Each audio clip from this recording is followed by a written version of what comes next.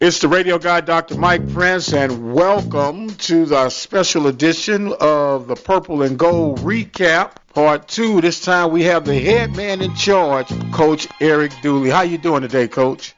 I'm doing well and happy resurrection. Yes, sir. Yes, sir. It was a wonderful resurrection time of the year. As you and I discussed last week, resurrection is every day when you've been born again. Absolutely. Yes, sir. Now, speaking of born again, the Panthers purple and gold game, 78 total points scored. The purple team outlasted the gold team by a score of 48-30. I talked to you a little bit off the record, but give us a recap of how things went towards your assessment. Then we'll go a little bit further from there.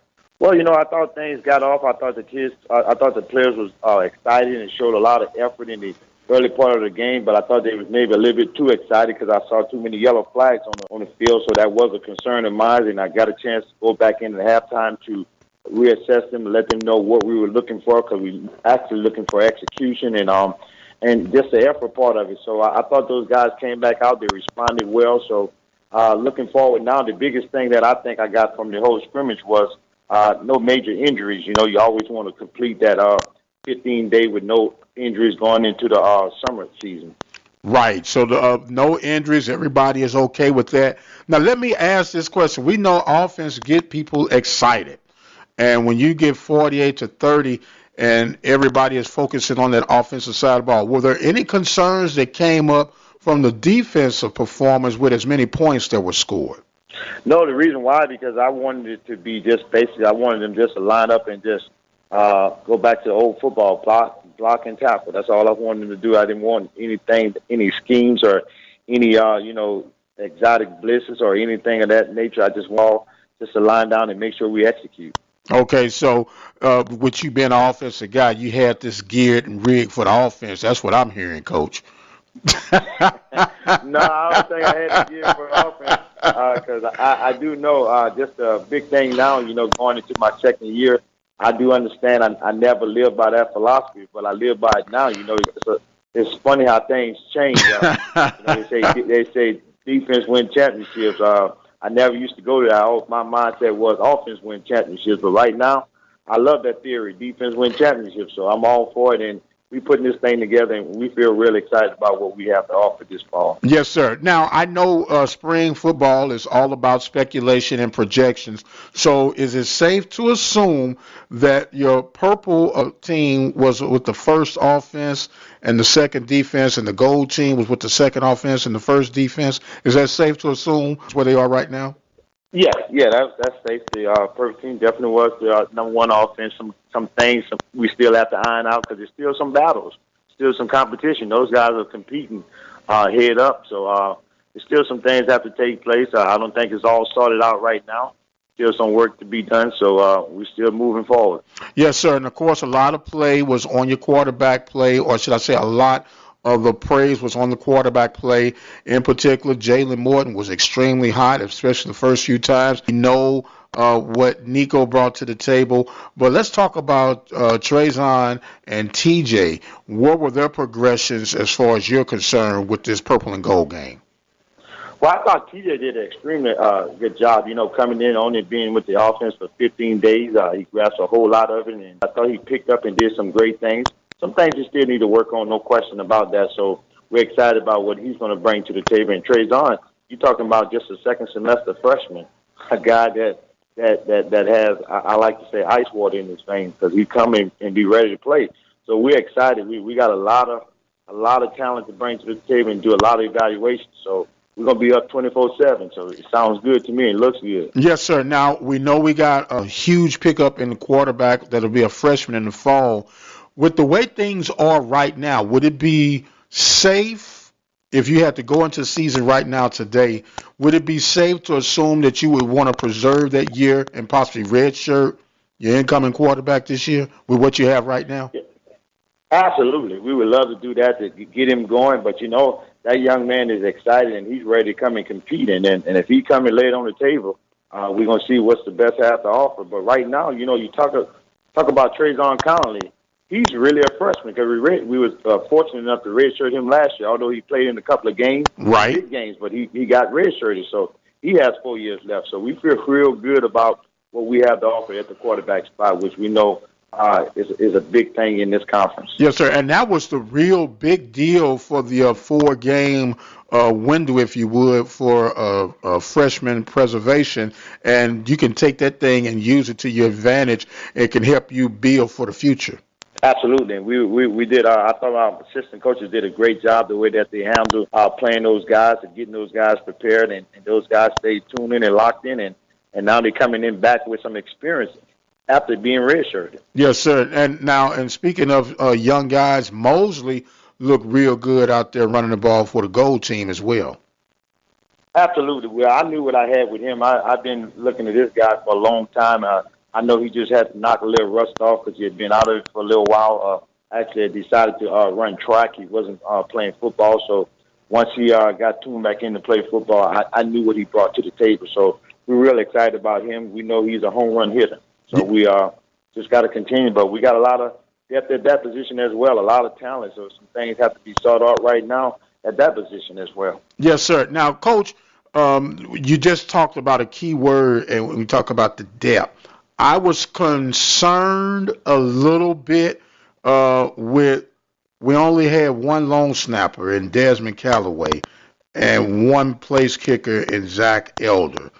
Is there any future plans on bringing in competition, or because you're one injury away, who would be that next long snapper if something were to happen with Callaway?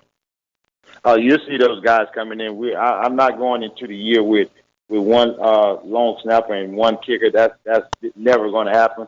We got someone that's on the way. You guys will see them lying down in the fall. In fact, they'll be here this summer. So you guys will get a chance to see those guys. But no, I feel real good about what we bring to the table, and I like the progression of Callaway. You're talking about a guy that walked on to our program that really a good academic student, came into the Bridge program this summer and didn't do the best of the job, but I mean he did what he was capable of doing and got better throughout the spring. So we're excited about that with more competition coming in this summer. Right, and one thing we never ever do here is try to single out a kid, but he had some early challenges against Rice and Sam Houston, but he did make a huge progression throughout the course of the season, and that's why when you say bringing someone in to kind of challenge them to keep them on their P's and Q's.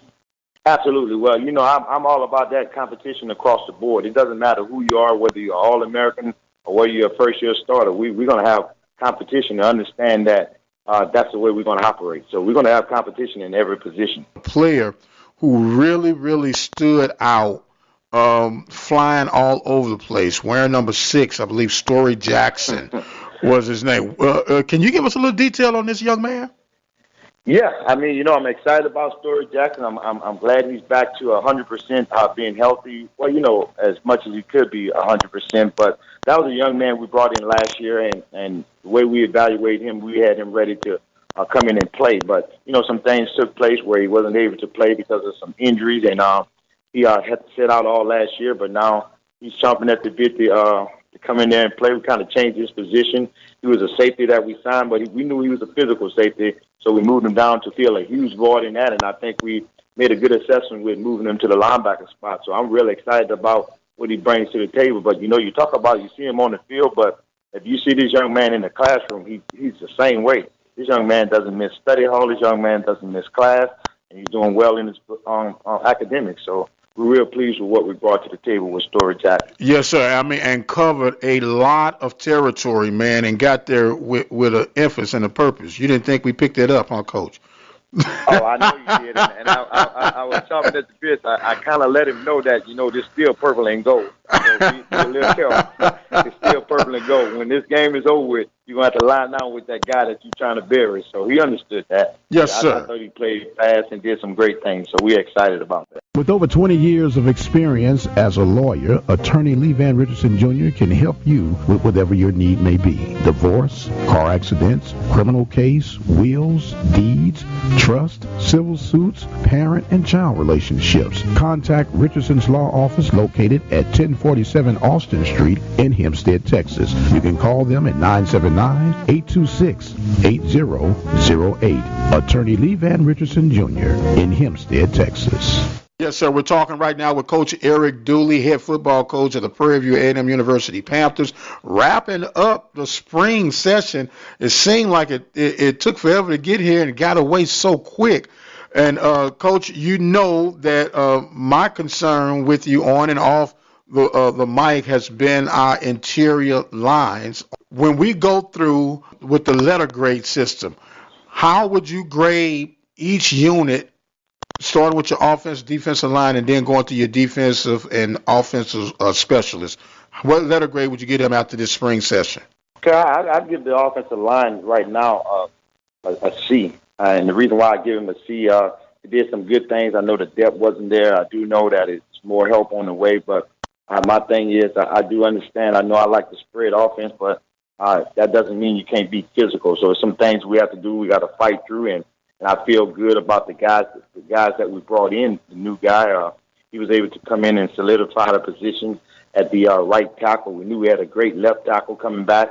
We found another center. We found two centers within this spring ball. So right now, not where I wanted to be at, because I regardless of what it is, if it's 3rd and 3, I want to be able to line down and I don't want to have to trick anyone. If we want to run the football, we got to get those 3 yards.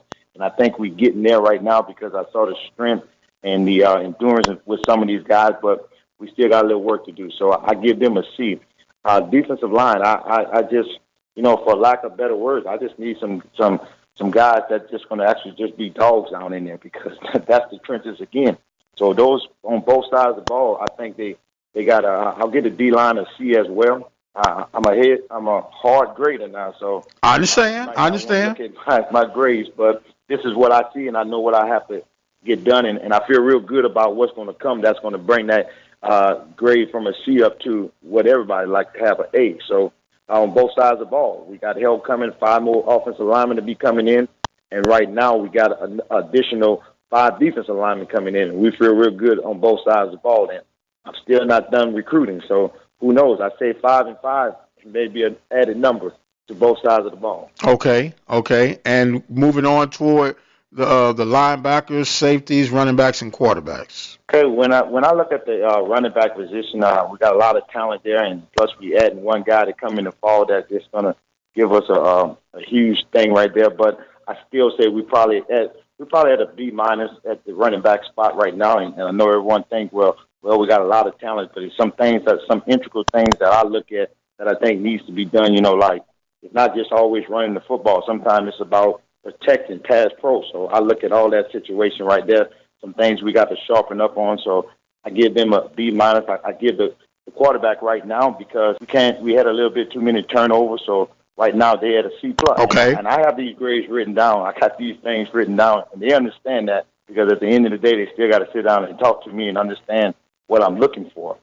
When I talk about the wide receiver play, I know we're gonna have a lot of talent right there. We had some guys there that fought through the numbers because of how fast-paced that we run our offense. But I get those guys right now, they got to step it up, because I expect more. That's a part of me. Right now, they're at a D+. They're at a D+. They got to bring it. Did you say D as in dog? D as in dog? D as in dog. Okay. Yeah. Okay. No question. And look at the tight end. I thought we were thin at that position. I'm not pleased with that right now. I got to be more physical at the point of attack, especially when we are attached tight end. So right now, that's I don't know if that's a passing grade for me right now, because of what I'm looking for out of that position. And there's nothing to them. It's just the talent is coming in the fall, and we yet to see who that's going to be. But there's going to be some surprises that's going to show up at that position. That's going to give that position a good boost. Looking at the kicking game, I thought we did some good things. Got much better from last year. I thought the punting got better. I thought the long snapping got better, and Zach always been pretty good. So right there, they're at a B- right now. And when we go to the linebacker spot, we signed some linebackers, and I thought 2 guys came in and did well. One guy got injured, kind of handicap us a little bit, but feel good about that position. Still need them to be a little bit more physical and at the point of attack. So they're at a C plus. When I look at the secondary, got some good guys there. Of course, we got an All-American back there, but some work has to be done in that department right there. I thought they retrogressed a little bit opposed to what we had coming in from the last fall. So right now they're at a C minus. And overall, when I just look at the whole team right now, just the effort part. When I look at the effort part, I got to give those guys a B because of the way we fought through the adversity, the things we had to go through, and not worrying about who was behind us, just playing football and making sure that we executed on both sides of the ball in all three phases. So coming out of the spring, I accomplished some things that I wanted to accomplish. I wanted to be able to run the ball. Everybody call it the red zone. I call it the green zone because offense, you want to keep going. Defense, I call it the red zone because we want to stop it. So on offense, I thought we did some great things to show that we can run the football. We had a couple of scrimmages where we showed that we can run the ball in between when it's needed to be done. Defensively, of course, we got to stop the run. Still got a little work we got to do on that to get that to where I want it to be at. I understand, a lot of people have a lot of expectations, but if it's not where I want it to be at, I'm not going to be satisfied. So some things we got to do. The thing is that I like, we're heading in the right direction. I think everyone is, no doubt about it, has bought into what we're doing. So it's just now just waiting for the rest of that depth to get in, and we're just going to move forward. This broadcast has been made possible by the support of the Prairie View Athletic Club. The Prairie View Athletic Club is a proud supporter of Prairie View A&M University athletics. For more information on becoming a member of the Prairie View Athletic Club, send your email to pvathletic.club@gmail.com. That email address again is pvathletic.club@gmail.com. Prairie View Athletic Club, a proud supporter of Prairie View A&M University athletics. Coach, we know that spring football has concluded, and it's always about building and recruiting. If you don't mind, we had a call in. The concern was they were wondering if anyone from Prairie View could answer why, in their opinion, they felt like there was no one recruiting the kids from Waller High, Brookshire Royal High, and Hempstead High. Do you have a response to that? Yes, I do. Absolutely. We're going to recruit, especially within our backyard. We're going to recruit everyone that's in the state of Texas that we can. We got a bunch of coaches that go out to the different areas, and they're assigned to different areas. And we're very familiar with the kid in Waller County because we went over there. And I do understand where you went at, but, sometimes we're going to recruit them regardless of what they say or who recruiting them, those guys, and we're going to leave that up to them where they would like to choose to go to school at. But we definitely were aware of those guys, definitely wanted them to be a part of our program. But unfortunately, they chose some other places, but that doesn't mean anything to us. We talk with those guys and make sure that we let them know who Prairie View is and that we definitely want them to become a part of Panther Nation. Absolutely, absolutely. So to answer the question, you are recruiting, but sometimes you don't get the bite when you cast your line out. Yeah, absolutely. Sometimes, and that's a huge part of me because I like to attack and I like to, regardless of who the guy being recruited by, I feel that we have a chance because I think we have a story to tell at Prairie View. We just got to let them come on and see the story instead of letting someone else tell our story. But we're going to go after those guys, whether it's Power Fives or who recruiting those guys. We're going to go after those guys, especially being right there in our backyard. So we were aware of what was taking place, and unfortunately, we didn't get a chance to land neither one of those guys. But we definitely would love to have them to be a part of our program. And for future references, there are casting the lines in the Waller County area. We're going to recruit that area right there. I mean, I personally goes with, I know Coach Burton goes out there, Coach Black goes out there, as well as Coach Frederick. So we're going to recruit, and we've been to several games this past season. So there's no question about that. We were aware of those guys, and we're in touch with those guys when they came to maybe to our camp of our junior day. So we were aware of those guys. We're not going to let them be that close and don't know who they are. Yes, sir. Speaking again with Coach Eric Dooley. Now, Coach, going back, you said you had a failing grade for your tight ends, and since you brought it up, I noticed that there was no Holcomb. Was he injured or anything? No, right now he got a little academic work he needs to take care of. And I want these guys to understand when you come here to Prairie View. You're not just coming here to play football. You're going to be a student athlete. So some things that we sharpen up, and it's nothing that he hasn't done. There's some things he needs to concentrate on. So those things are being factored in. So, no, he's not injured. Okay. He's not injured.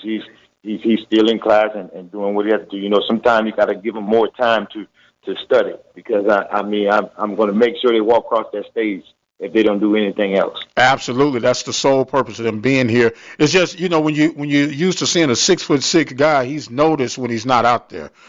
Absolutely, no doubt. All right. Well, the Panthers have concluded the spring ball, and before you know it, they'll be out. I'm still used to calling them two-a-days, Coach, but they've changed that format, and it'll be the SWAC Media Day, and then you'll have your opening sessions.